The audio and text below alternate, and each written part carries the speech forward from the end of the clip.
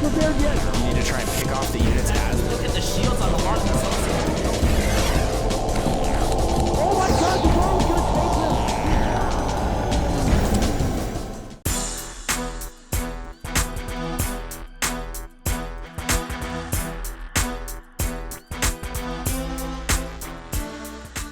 Hello, ladies and gentlemen. Welcome back. This is HD. And this is Pain User. And we're back for game number 2 between Mao's ThorZaIN and Mao's Mana. The two teammates have clashed and collided so many times before in practice games, are now attacking each other in the IPL. Winners round 3.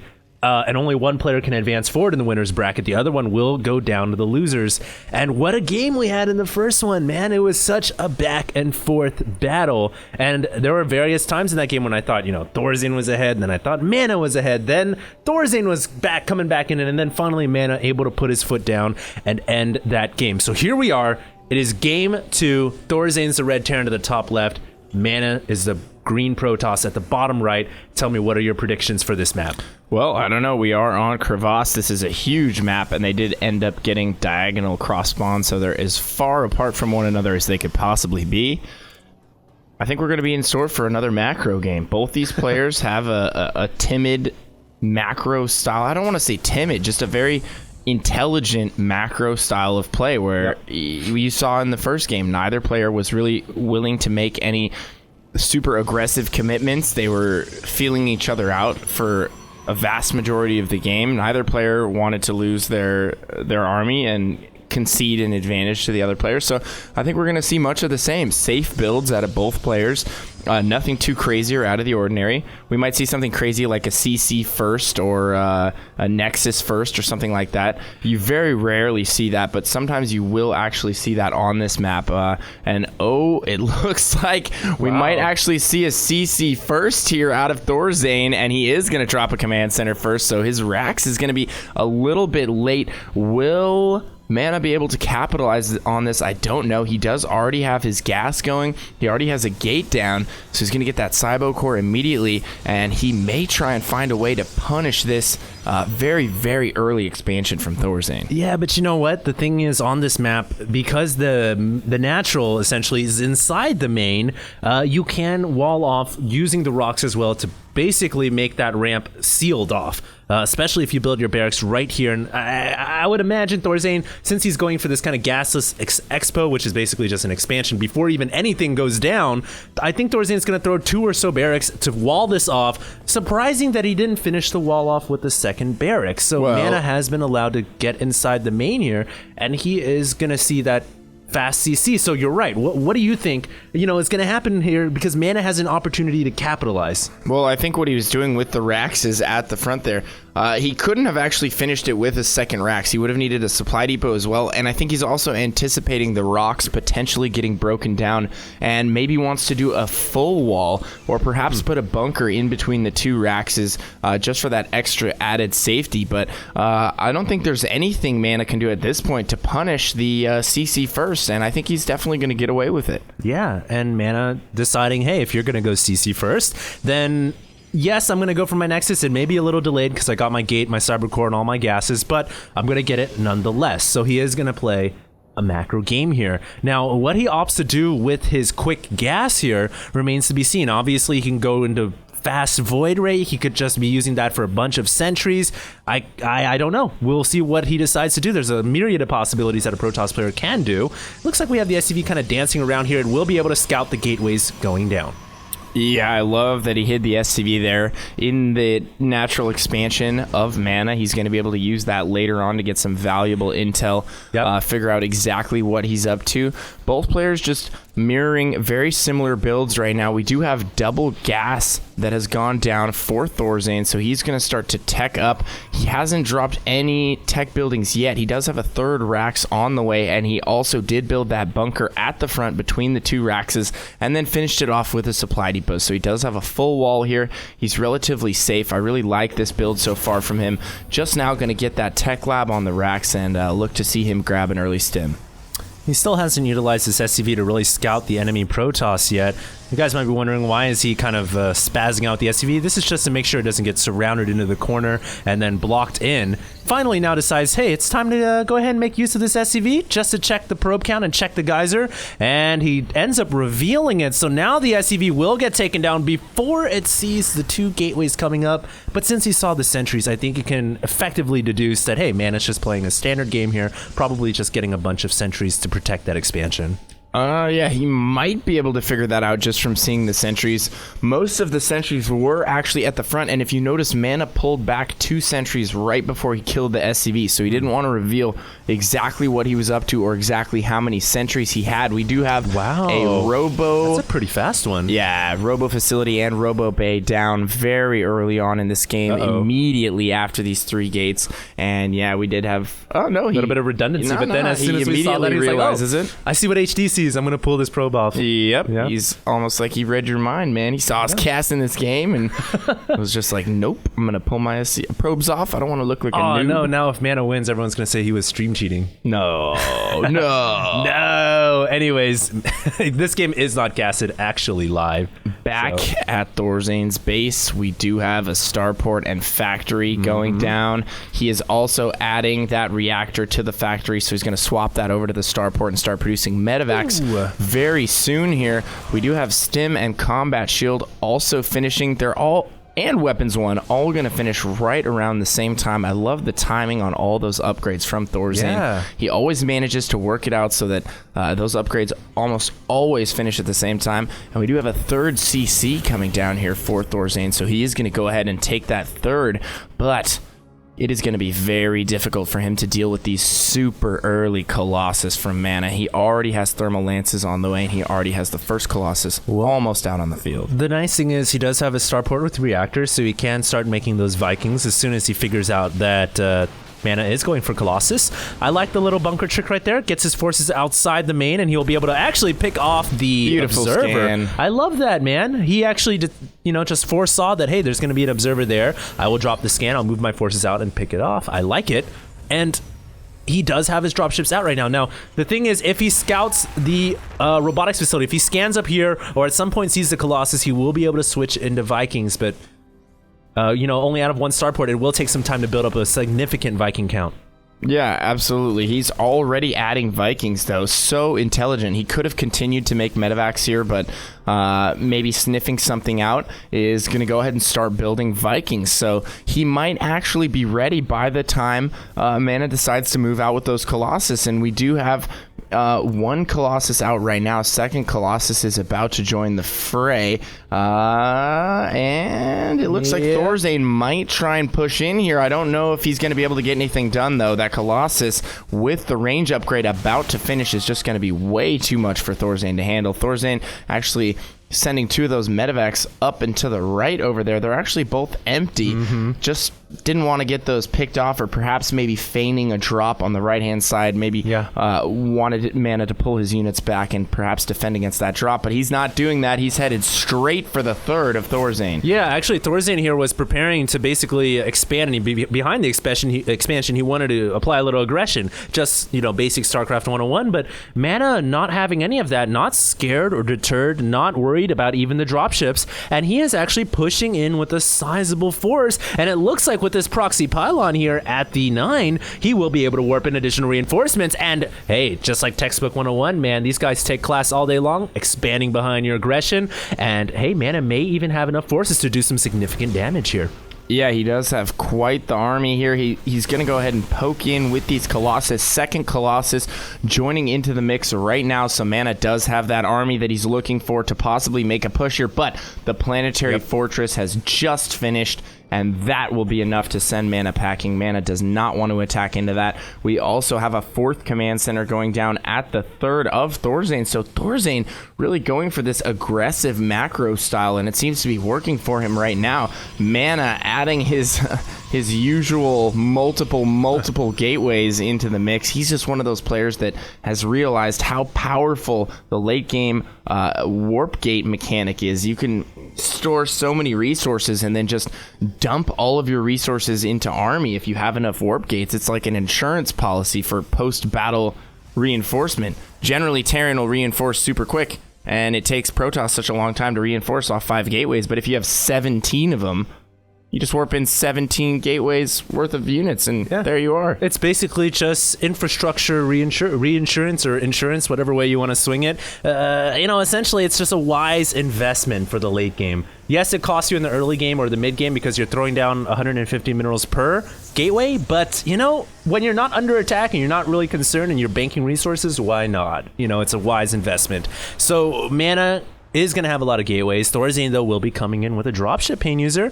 And, he's got it quite loaded up with Marines and Marauders. Going to hit the natural here, and he may be able to affect some damage. It doesn't look like Mana's warping in anything. There we go, 3 Zealots coming in, and that will be able to eradicate this drop with ease. Yeah, that drop will get taken out, not doing virtually anything. Oh, but a snipe of the Nexus during that attack. Beautiful decoy right there by ThorZaIN. He ends up killing the Nexus, but all of his Marauders clumped into a corner. Not the best position. He ends up killing the last Colossus, but it looks like his entire ground army gets hacked and slashed to death. Yeah, not the best situation right there for ThorZaIN. He did manage to kill all of the Colossus. And he did manage to get the Nexus. Yeah, but that doesn't matter. He lost his entire ground army. His 4th is going to get denied here. He could possibly lose his 3rd. The Nexus is just going to go right back up immediately, and we might even see Mana take a 4th Nexus at the same time here. He's not going to get that command center, however, and that's very good for ThorZaIN. He will be able to repair that and keep it alive, and we do have the Ghost Academy coming down now for ThorZaIN. So we're going to see those characteristic ghosts that he always loves to make. And wow, we have command centers all over the place for ThorZaIN right now. He's going to go ahead and take a 4th and potential 5th here. And wow, just really aggressive with the expanding right now. And he's working off that double engineering bay. 2-2 on the way for ThorZaIN. And he's just looking very solid in terms of his infrastructure and the way he's playing this game out. Despite the fact that he lost a bunch of his forces after killing off that Nexus, I think all the infrastructure that he's got going and what he's building and investing for the future is going to allow him to retain control of this game. And of course, these natural rocks right here are going to prove to be of great assistance because it's going to take time for Mana to break that down. ThorZaIN will have time to prepare for this. And I really feel like ThorZaIN is in control of this game. He's going to grab yet another expansion down south. CC finally decides to land down, and here we go. Mana moving in with a ton of Zealots. There are bunkers he has to break down first. It looks like the High Templar are getting feedback off on the dropships. The Vikings unable to assist in any way. I would like to see him land those. There we go. Landing the Vikings, adding additional firepower right there. But does he have enough to hold this attack off? Snipes going off from the Ghost, and finally some force fields going down, but those don't really do anything. No, he is Mana most has to definitely going to be able to hold here. We have reinforcement Zealots coming in, but those force fields almost working against him, and wow, ThorZaIN individually lifting off the Vikings that are taking damage from the Zealots. Such impressive micro right there. He needs some reinforcements to come out of these racks, as though he needs another production cycle. There are just too many units from Mana streaming in here, and this goes back to what I was saying about those gateways. He has so many gateways. He's able to just warp in way too many units for ThorZaIN to deal with, and oh, this is just so sad to see because I felt like ThorZaIN was just about to really kick it into high gear in terms of his production. And he might be able to hold this off, but at what cost? He is losing so many SCVs. He's losing production facilities. He's losing Vikings left and right. And wow, Mana just showing how powerful that mass gateway style can be. Non-stop reinforcements flooding into ThorZaIN's base. Absolutely, but at the same time, I feel like ThorZaIN can't afford to sacrifice a couple SCVs here or there because he has so many orbital commands across the map. I feel like, well, these are actually planetaries, and these are planetaries. So, he has a lot of command centers. I feel like he can replenish his SCV count quite rapidly. And in essence, he's only down by about 10 SCVs, so I don't think he's out of this game yet. In fact, I would commend him here, Pain User, for holding off that attack despite the amount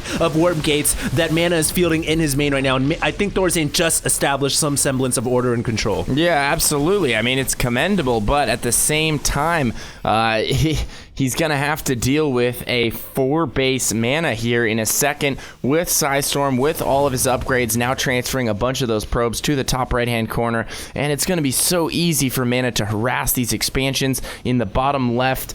He's also going to be able to harass the 4th that ThorZaIN has just taken, so ThorZaIN really going to struggle here for a little bit going into the late game just because he can't replenish his army nearly as fast, and his economy is just in a bit of tatters right now. He's been forced to lift his 4th once. His 3rd almost got taken out, and thankfully his 5th hasn't been discovered yet. When that does get discovered, it'll be pretty easy for Mana to send a few stalkers back there and harass those STVs. Speaking of discoveries, it looks like ThorZaIN here, Christopher Columbus, has scouted out a Nexus on the other side of the map, and it's going to go ahead and do a little bit of pot shotting here. Oh no, the Indians have arrived. Native Americans restless as always. Going to kill off the Marine, and Mana will be able to kill off that, hold off the scout for now, but I still feel like ThorZaIN is in a pretty decent position. He's obviously taken some damage here or there, but I think he's rebuilt his army quite considerably. In fact, army tab showing 157 over 133. Mana almost seems like he's having a hard time re-macroing some of his gateways here not being warp gates. His warp gate count actually not as high as I would think it would be at 21 minutes in. I would have thought he would add on maybe 5 or 10 more. And his army, it almost seems a little low tech to me.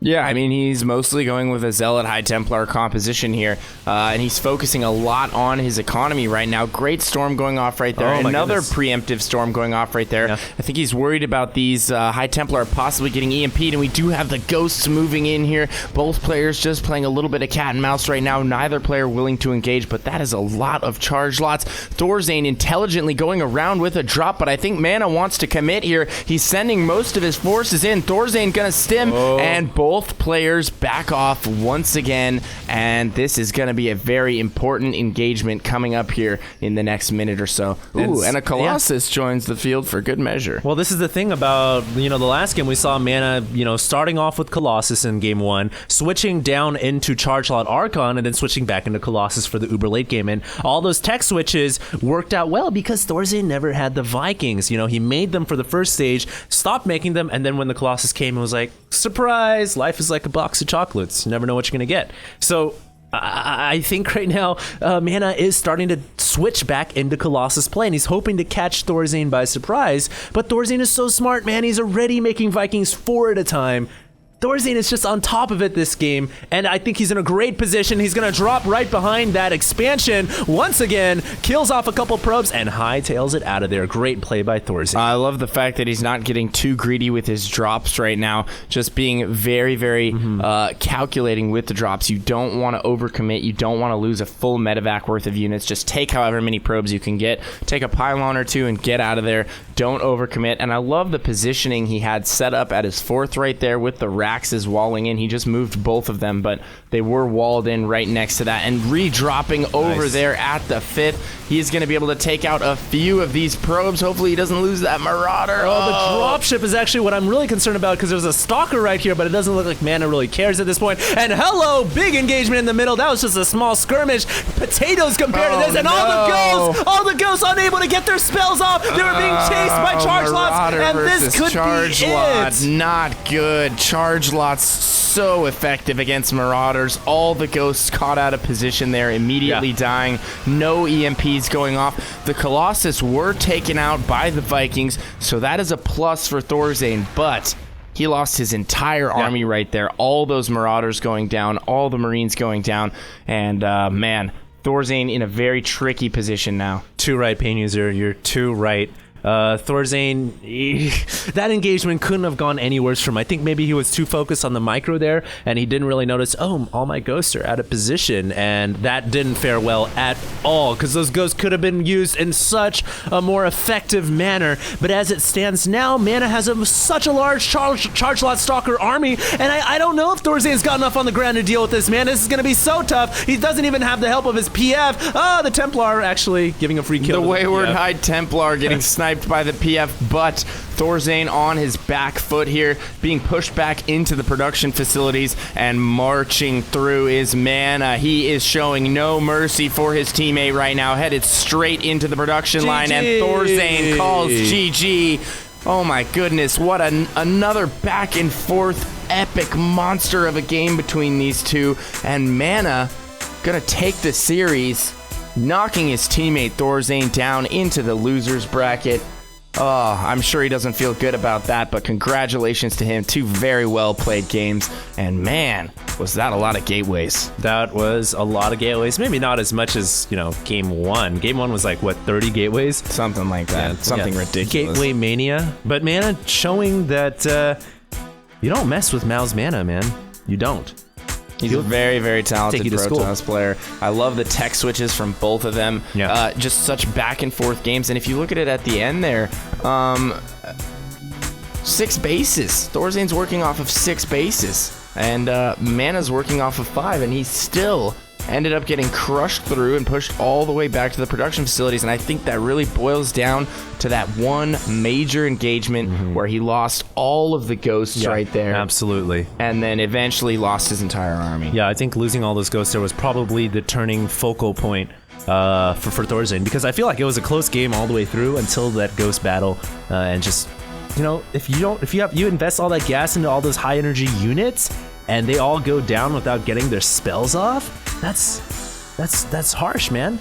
That spell's disastrous. So that's it for the end of the that's the end of the series, actually. Yep. Yeah. That ThorZaIN is- is knocked down to the losers bracket, and guess what? Mana's going on to play against Idra in winners round 4. Unbelievable. Anyway, best of luck to Mana, and that'll do it for us in winners bracket round of 3. If you guys enjoyed that, be sure to check out more IGN IPL content at ign.com/IPL. Be sure and check out some of our social media at Twitter, Facebook, YouTube, and justintv.com/IGN Pro League. Please do follow. We truly appreciate it. And if you guys enjoyed our casts and want to know when we're going live or anything about us and casting, please do check me out at twitter.com/PainUser. And you guys can also find my home website at YouTube. It's youtube.com/HDStarcraft. And don't forget, for more information about the IPL, it is at ign.com/IPL. Thank you once again, ladies and gentlemen, for tuning in. And this is HD and PainUser signing out.